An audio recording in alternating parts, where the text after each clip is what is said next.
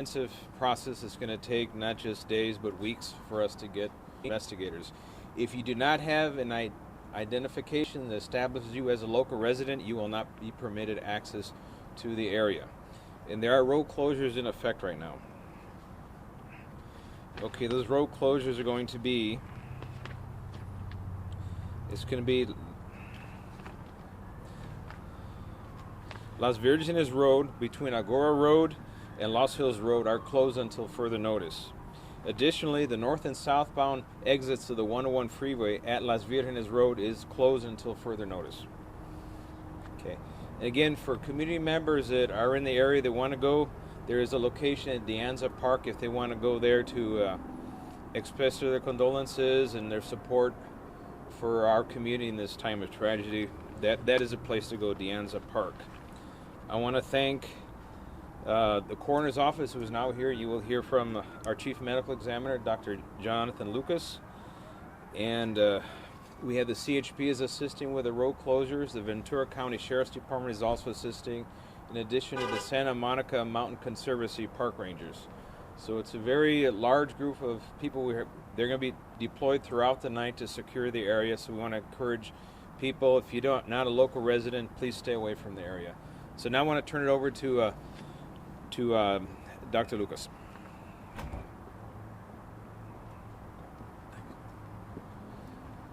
Good evening. My name is Dr. Jonathan Lucas. I'm the Chief Medical Examiner for the County of Los Angeles. First and foremost, I just want to offer our thoughts and condolences with all the families of those who lost their lives in this tragic incident. Today, our department had multiple members of our Special Operations Response Team that were on site. Our recovery efforts began today, but as the sheriff mentioned, given the terrain and the condition of the site, we expect that this will probably take at least a couple, if not a few days, to complete the recovery. Our priority is completing the recovery as quickly as possible, but safely and thoroughly, and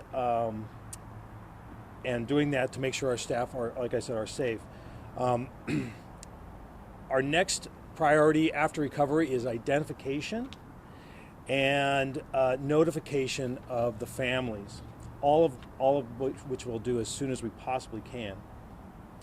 I want to give a big thanks to the sheriff and his department, who's been extremely helpful to our department to this point, and I know they will be going forward. I also want to emphasize that we'll be doing our work thoroughly, quickly, and with the utmost compassion. So again, we offer our condolences to the families at this point, and I just want to reassure everybody we're doing everything we can to confirm identifications and give closure to the families involved. Thank you. En español, buenas noches. Queremos informarles que ya la investigación se ha empezado. Va a ser muy complejo, va a durar no solamente días, sino semanas. Y la oficina del coroner del condado de Los Ángeles ya ha empezado a recobrar los restos. El proceso va a durar unos días, pero el proceso de identificarlos va a durar mucho más tiempo que eso. Y es un proceso muy largo. Y la idea es obtener clausura y que cada persona que tenga familiar que falleció en este accidente son identificados, son notificados, y después esa información se puede dar a la luz pública. Quiero darle las gracias al California Highway Patrol, a los alguaciles del condado de Ventura y a los rangers del Santa Monica Mountains Conservancy. Ellos están asistiendo. El área donde fue el accidente está todo cerrado. Y si uno no es residente local de los áreas cercanos al área del accidente, se prohíbe el paso de todo ese lugar. Si no tienes identificación local, no es accesible. No queremos que nadie se presente a ese lugar. Es peligroso. Es peligroso durante el día, porque es un sitio muy empinado, que mucha vegetación, y es muy difícil de caminar a la luz del día, mucho menos a la noche. y queremos que todos se mantengan muy alejados de eso. Si alguien quiere local que quiere ofrecer las condolencias o quiere demostrar el respeto a los que padecieron esta tragedia en el parque de De Anza, ahí pueden estar ubicados, ¿ok? Y cambiando al inglés, again, you know, our hearts and prayers go out to the families of all of those who lost their life in this terrible accident. Es algo muy doloroso y queremos ofrecer el pésame a todas las familias de los que fallecieron en esta tragedia. Any questions? Question for Dr. Lucas, if we could. Doctor? Have your investigators been to the crash site and have they been able to recover any pertinent information that can lead to the identification of those people who did not survive? Yeah, I mean, every recovery is going to help with identification. So we've, like I said, we've started that process, and as the days come, we'll have more information to lead to that recovery. Recovery of the information that you've got, are the bodies staying in place, or are they being removed after the samples or whatever are taken? No, as quickly as we can, we'll be removing individuals from the site. And have any bodies been individually removed yet, sir? We have made some transport, yes. And where can you tell us where are they taken to initially?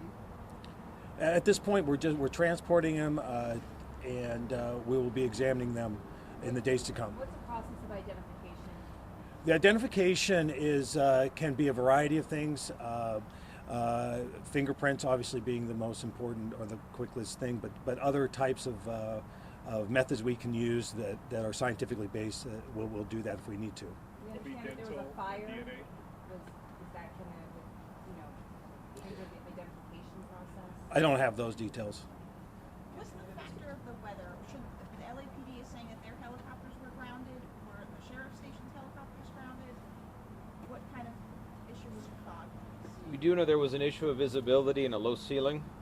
The actual conditions at the time of impact, that is still yet to be determined, and we'll have that with the NTSB shortly. And were your helicopters grounded because of the weather? We had none operating in the area at the time Why?